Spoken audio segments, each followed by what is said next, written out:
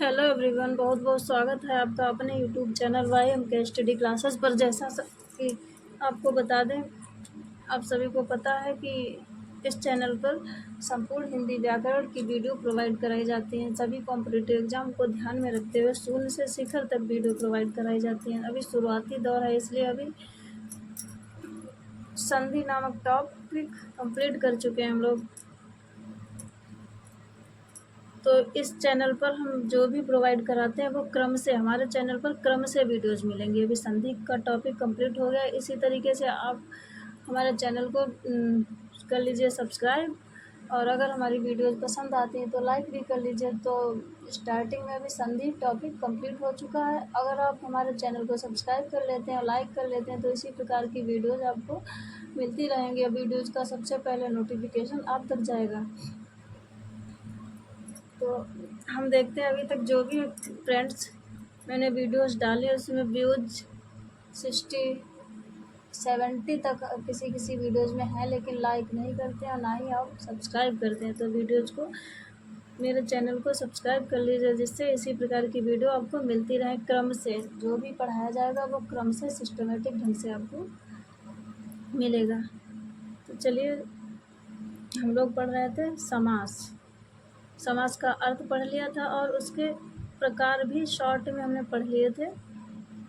अव्ययी भाव समास पहला पढ़ लिया था। उसके बाद में सेकंड आज हम पढ़ेंगे तत्पुरुष समास, जो कि बहुत महत्वपूर्ण है और थोड़ा बाकी समास से बड़ा भी है। यहाँ से क्वेश्चन सभी एग्जाम्स में बनते हैं। तो तत्पुरुष समास क्या होता है? जिस समास में पूर्व पद विशेषण होने के कारण क्या होता है? गौड़ होता है, तथा उत्तर पद विशेष से होने के कारण प्रधान होता है। तो पूर्व पद विशेषण होता है तो वो गौड़ होता है, और दूसरा पद क्या होता है? विशेष से होता है, इसलिए वो प्रधान होता है। वहाँ तत्पुरुष समास होता है। तत्पुरुष समास के प्रकार, इसके भेद। तो इसके भेद तत्पुरुष समास के हैं 6। तत्पुरुष समास के कितने भेद हैं? 6। तो आप लोगों ने कारक पढ़े होंगे, नहीं अगर पढ़े होंगे तो इसका हम अपने वीडियो में वीडियो उपलब्ध कराएंगे। तो तत्पुरुष समास के 6 भेद होते हैं, वही जो 8 कारक होते हैं उनमें से फर्स्ट कर्ता और लास्ट संबोधन कारक छोड़ के बाकी बीच के जो कारक हैं वही तत्पुरुष समास के प्रकार होते हैं। तो पहला क्या है? कर्म तत्पुरुष समास, करण तत्पुरुष, संप्रदान तत्पुरुष, अपादान तत्पुरुष, और ये सेकंड रिपीट हो गया, संबंध तत्पुरुष, अधिकरण तत्पुरुष। अब इनको हमने बहुत ही शॉर्ट टिक से उसी में एग्जाम्पल भी लिख के बताया, जरा ध्यान से समझिएगा इनके कारक चिन्ह को। तो कर्म का क्या है? जैसे उसके होते हैं कारक के, कर्ता ने कर्म को, करण से संप्रदान के लिए, अपादान से संबंध का के की, अधिकरण में पर। तो इसमें हम कर्ता छोड़ देते हैं और संबोधन छोड़ देते हैं।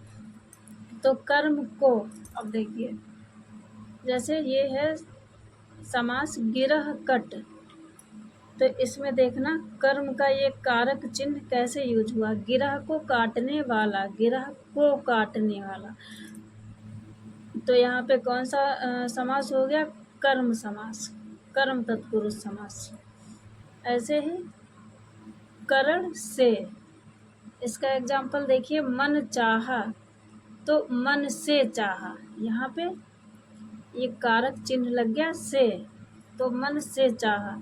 इसी प्रकार से यहाँ पे हमने एक ही एग्जाम्पल लिखा है, और भी एग्जाम्पल होते हैं। मन से चाहा, कलम से लिखना। इसी प्रकार से संप्रदान के लिए, तो देखिए मार्ग वे, तो मार्ग के लिए वे, ये के लिए कारक चिन्ह लग गया, मार्ग के लिए वे।